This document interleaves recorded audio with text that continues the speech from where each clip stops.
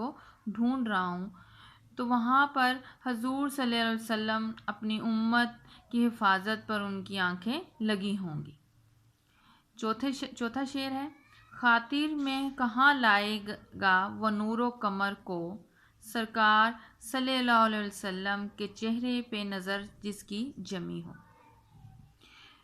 اس شعر میں مشکل الفاظ ہیں، نور و قمر، نور روشنی، قمر چاند کی روشنی، سرکار صلی اللہ علیہ وسلم کے چہرے پر نظر جس کی جمی ہو، جمی لگی ہو۔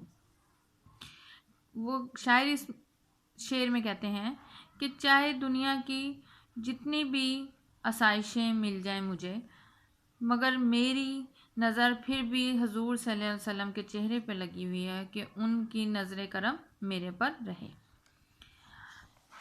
اگلا شعر ہے، محفوظ رہے گی وہ قیامت کی اذاں تک، میت پہ اگر خاک مدینہ کی ملی ہو۔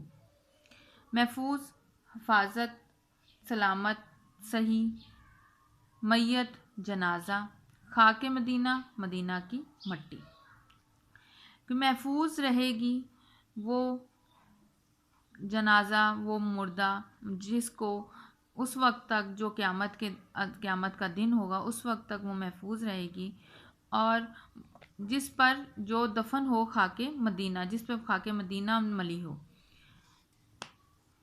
یعنی کہ جنت البقیع میں وہ جو دفن ہوگا وہ قیامت کے روز تک اس کی میت، اس کا جنازہ صحیح و سلامت رہے گا۔ مصروف طواف در کعبہ ہوں یہ آنکھیں، دل میں جو تیری صلی اللہ علیہ وآلہ وسلم یاد کی تصویر سجی ہو۔ مصروف لگا ہو کام میں، طواف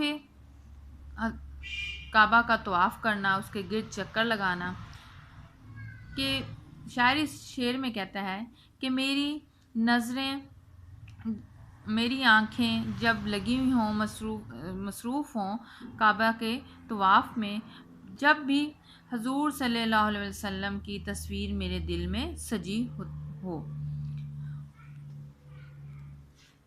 عزیز طلبہ، امید ہے کہ آپ ان مشکل الفاظ کی مدد سے اس کی تشریح کرنے میں آپ کو آسانی ہوگی، تو اب آپ اس کی تشریح آسانی سے کر لیں گے۔